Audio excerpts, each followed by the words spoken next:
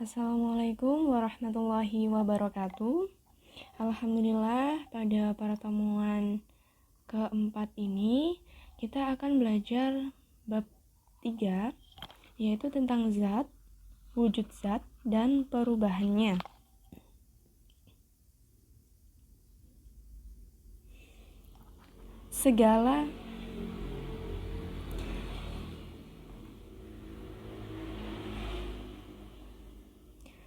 Segala sesuatu yang menempati ruang, atau artinya dia mempunyai volume dan juga mempunyai massa, itu akan disebut sebagai materi. Materi di alam ada yang berupa zat tunggal atau zat murni, dan ada juga yang berupa campuran. Nah, materi yang mempunyai sifat-sifat khusus nanti dia akan disebut sebagai zat.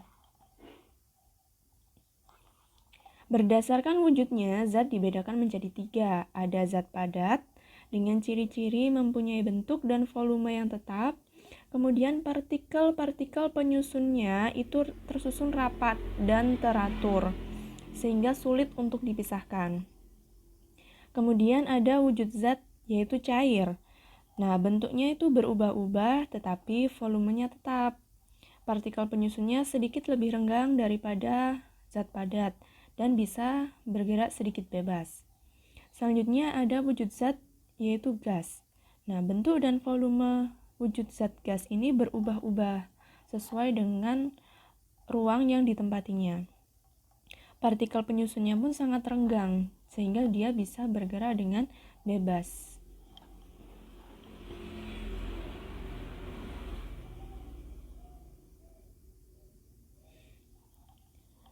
Zat ini mempunyai sifat-sifat, yang dapat diamati oleh panca indera. Berdasarkan sifatnya tersebut, maka dia bisa dibedakan. Contohnya, misal gula rasanya manis. Nah, itu bisa kita rasakan dengan panca indera lidah.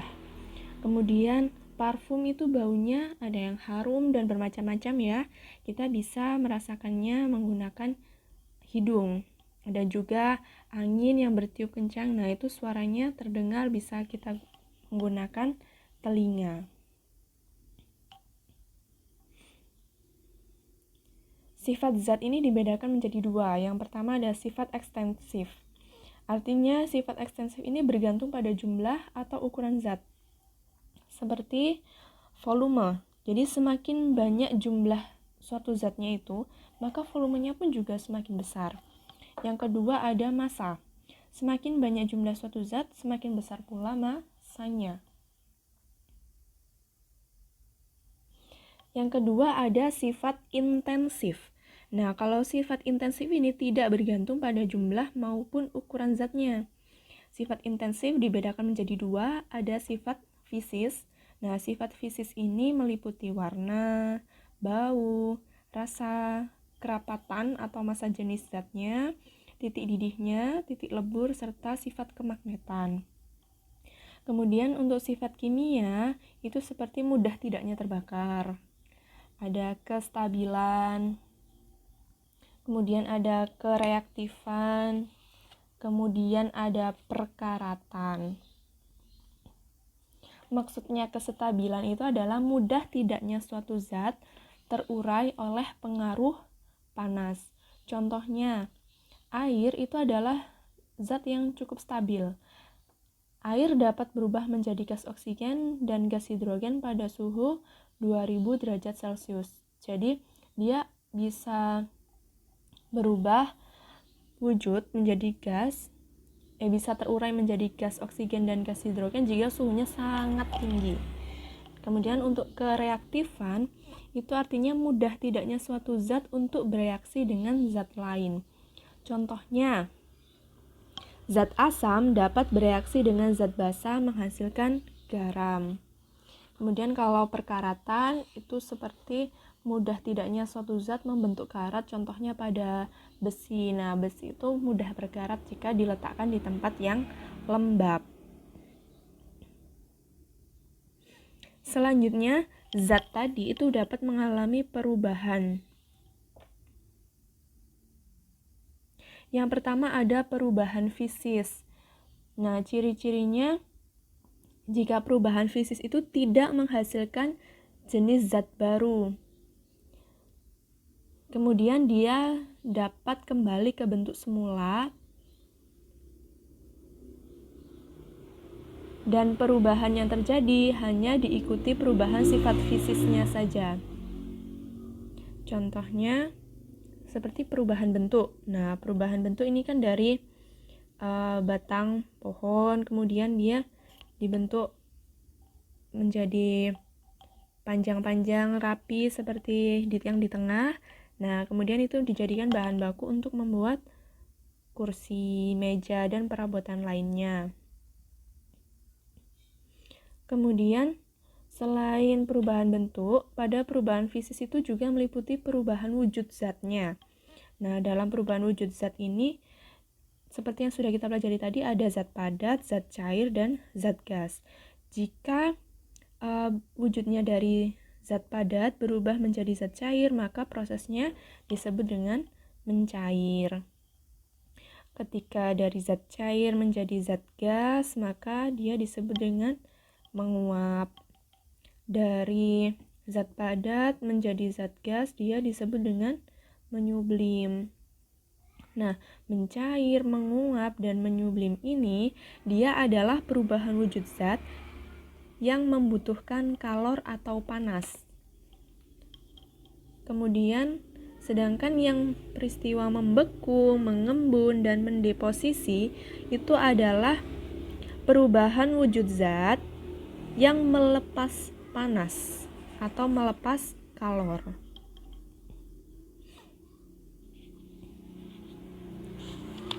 Selanjutnya ada perubahan kimia.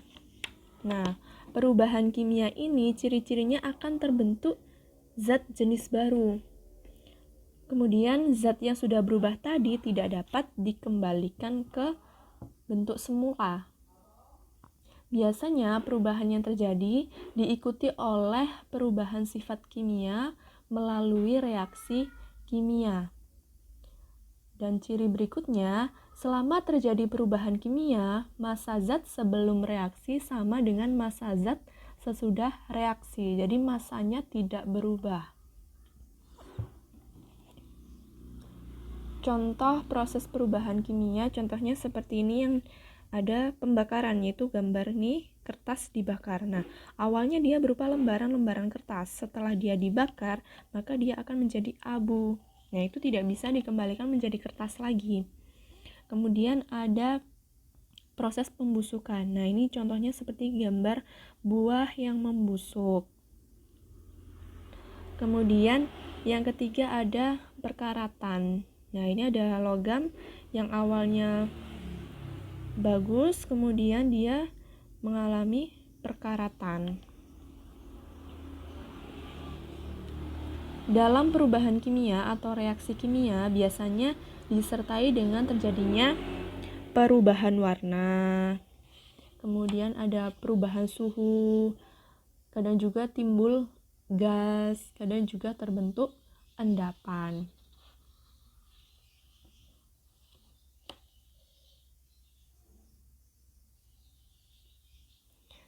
Selanjutnya kita akan membahas tentang kohesi dan adesi.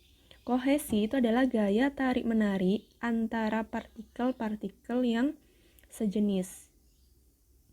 Sedangkan adesi adalah gaya tarik-menarik antara partikel-partikel yang tidak sejenis. Nah, contoh seperti gambar yang disajikan ini. Ada air yang dituangkan di atas daun talas. Nah, itu ada partikel air, ada partikel daun talas. Nah, sehingga timbul seperti dia tidak bisa menyatu. Kemudian ada juga peristiwa orang sedang mengecat tembok. Nah, ada partikel-partikel cat dan juga partikel-partikel tembok. Catnya itu bisa menempel pada tembok. Misalnya ada orang yang mengecat kayu, itu ada partikel-partikel cat bisa menempel dengan partikel-partikel kayu.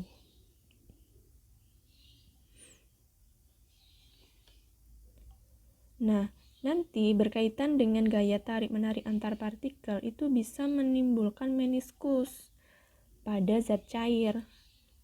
Artinya, meniskus itu adalah gaya tarik-menarik antar molekul zat cair yang dapat menyebabkan terjadinya tegangan permukaan pada zat cair. Jadi, meniskus ini khusus pada zat cair.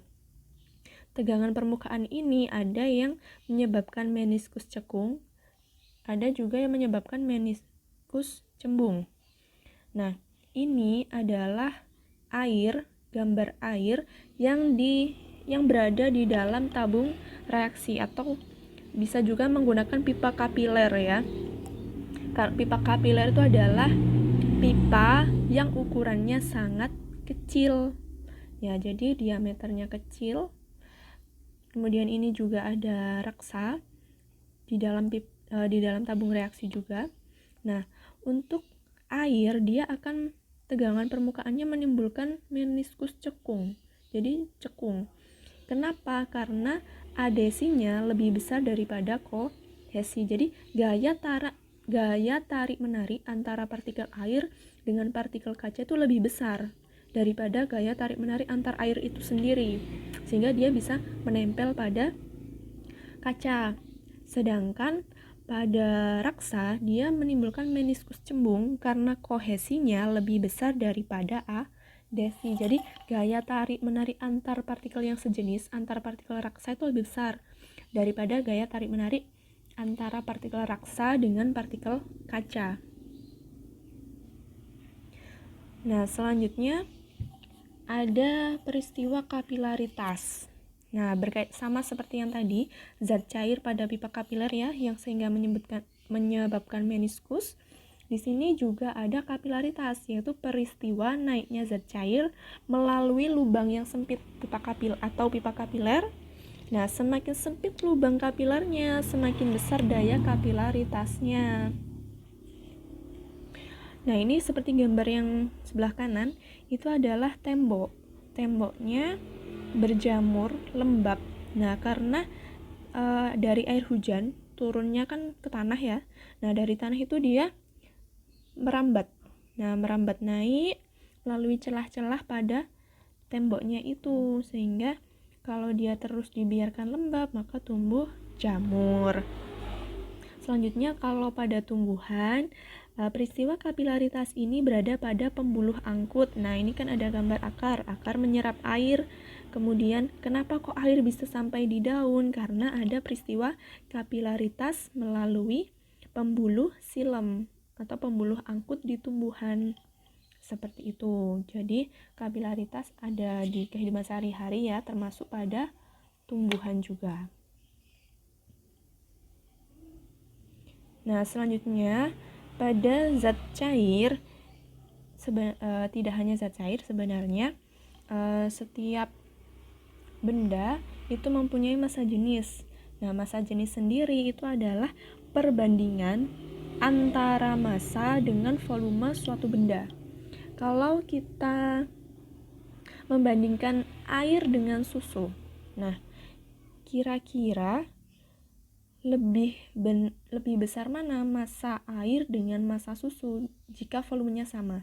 Misal volumenya sama-sama 200 ml air dan juga susu, masing-masing ditimbang, maka nanti dia lebih besar mana massanya. Nah, tentu akan lebih besar susu. Mengapa? Karena di dalam susu itu ada kandungan lainnya selain air. Nah, dia punya zat atau partikel-partikel lain yang juga mengisi air susu itu, sehingga dia punya massa jenis yang lebih besar. Nah, untuk menghitung massa jenis, nah ini ada segitiga. Nah, yang bentuknya seperti huruf P ini, cara membacanya adalah rho. Itu adalah simbol dari massa jenis. Kemudian ada M kecil, itu adalah massa benda, dan V kecil itu adalah volume benda. Nah, untuk menghitung rho, nih seperti yang di kotak paling bawah sebelah kanan, rho sama dengan M per V, sesuai dengan pengertiannya tadi yang di kotak pink. Massa jenis adalah perbandingan massa dengan volume. Jadi M dibanding V, M per V itu adalah massa jenis. Misal diketahui massa dan massa jenisnya, seperti yang di kotak tengah, bisa dihitung volume bendanya. Berarti volume sama dengan M per rho. Nah, jika ingin menghitung massanya, maka M sama dengan rho kali V. Begitu. Nah, selanjutnya berkaitan dengan materi dan juga zat. Materi itu ada yang berupa unsur, senyawa, dan campuran. Nah, bedanya apa? Unsur itu adalah zat tunggal atau zat murni yang tidak dapat diuraikan lagi menjadi zat lain yang lebih sederhana dengan reaksi kimia biasa. Contohnya ada unsur aluminium. Nah, itu simbolnya adalah A besar dan L kecil, Al. Ada unsur besi, Fe, unsur oksigen, O, unsur nitrogen, N, unsur karbon, itu disingkatnya C, unsur hidrogen, simbolnya H. Kemudian materi senyawa. Nah, senyawa itu adalah zat tunggal juga, yang secara kimia dapat diuraikan lagi menjadi zat-zat yang lebih sederhana. Nah, biasanya senyawa ini terbentuk dari gabungan dua atau lebih unsur yang berbeda. Contoh, misal senyawa air, rumus kimianya adalah H2O. Jadi dia terdiri dari 2 unsur hidrogen dan 1 unsur oksigen. Selanjutnya ada senyawa oksigen. Nah, ini adalah rumus kimianya O2. Jadi dia tersusun atas 2 unsur oksigen. Selanjutnya ada senyawa karbon dioksida. Rumus kimianya CO2. Dia tersusun dari 1 unsur karbon dan 2 unsur oksigen. Selanjutnya ada campuran. Nah, campuran ini adalah gabungan 2 zat murni atau lebih yang masih mempunyai sifat-sifat asalnya dan tidak mempunyai komposisi tertentu. Campuran yang homogen itu disebut sebagai larutan, ya. Contoh misal gula dicampur dengan air, diaduk sampai larut. Nah, maka nanti dia kan tidak bisa dibedakan lagi mana gulanya, mana airnya. Itu bisa disebut sebagai campuran yang homogen. Nah, contoh lainnya ada air laut, udara yang ada di sekitar kita itu termasuk campuran karena ada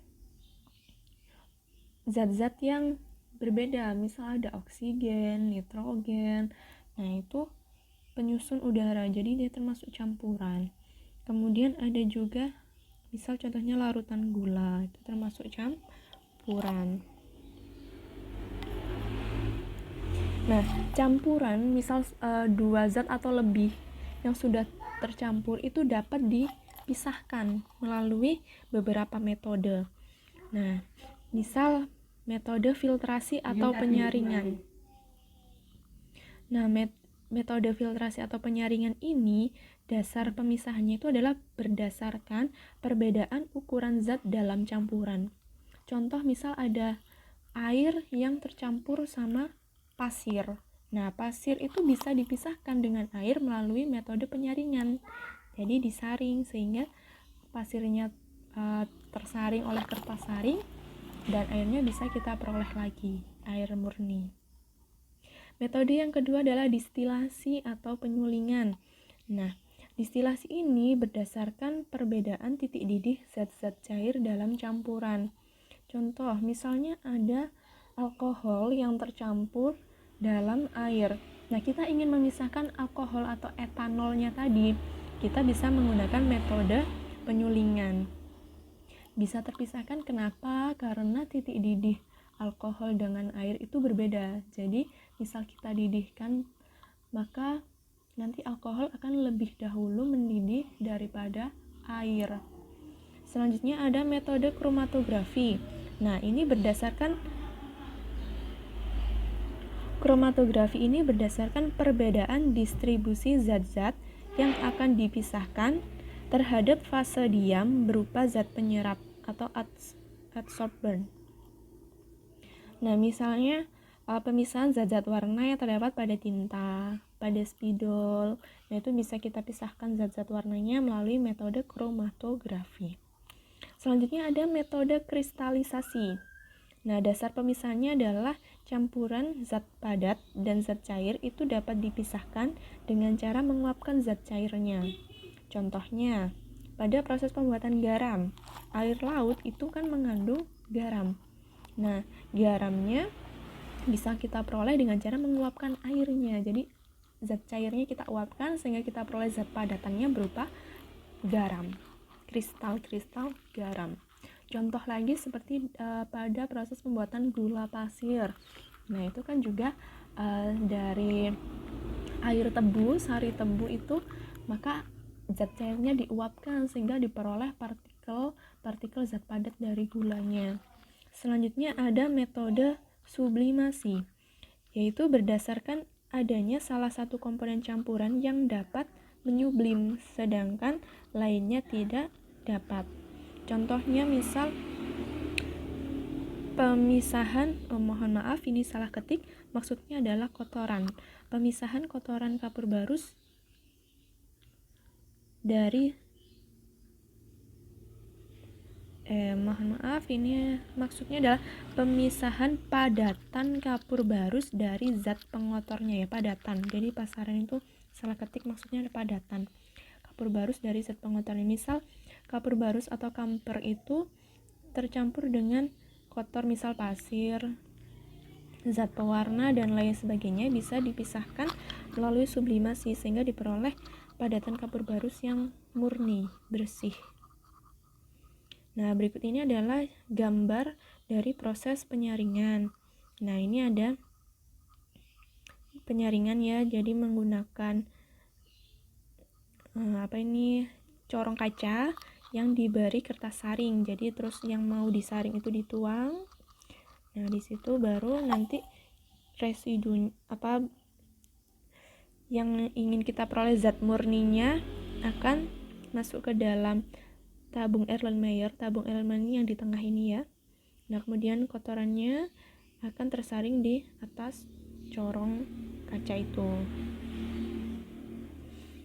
Selanjutnya ini adalah proses distilasi. Nah, untuk distilasi memang peralatannya cukup banyak. Jadi ini yang dari sebelah kiri ya, kita mulainya ada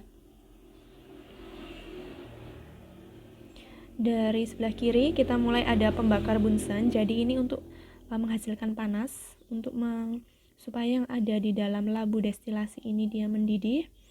Kemudian termometer ini fungsinya untuk mengukur suhu. Jadi jika terlalu tinggi suhunya bisa kita kecilkan apinya. Misal kurang panas, kurang tinggi suhunya baru kita besarkan. Jadi untuk mengontrol juga ya. Selanjutnya ini ada masuk ke pengembunan. Jadi di situ ada air dingin yang mengalir sehingga di situ dia akan mengalami proses mengembun.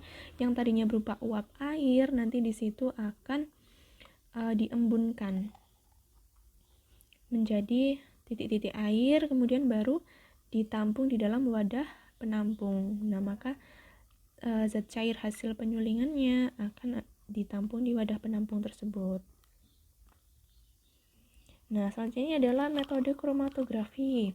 Nah, misal nih seperti gambar yang di sebelah kiri, start ini, mulanya ada beberapa titik-titik warna. Kemudian dia dicelupkan ujung bawahnya ini sedikit dicelupkan ke dalam air, maka nanti air itu kan melalui peristiwa kapilaritas akan merambat ke atas ya. Nah, nanti maka zat warna ini tadi, yang titik-titik ini, dia akan naik ke atas dan mengalami pemisahan. Nah, ini seperti yang digambar sebelah kanan, dia terpisah warnanya ya, menjadi beberapa zat warna. Selanjutnya, nah ini gambar dari proses kristalisasi. Dan yang sebelah kanan proses sublimasi. Baik, pertemuan kita kali ini sampai metode pemisahan campuran. Terima kasih. Nanti untuk tugasnya akan saya tampilkan sebentar lagi. Berikut adalah latihan soal yang harus kalian kerjakan di buku tulis.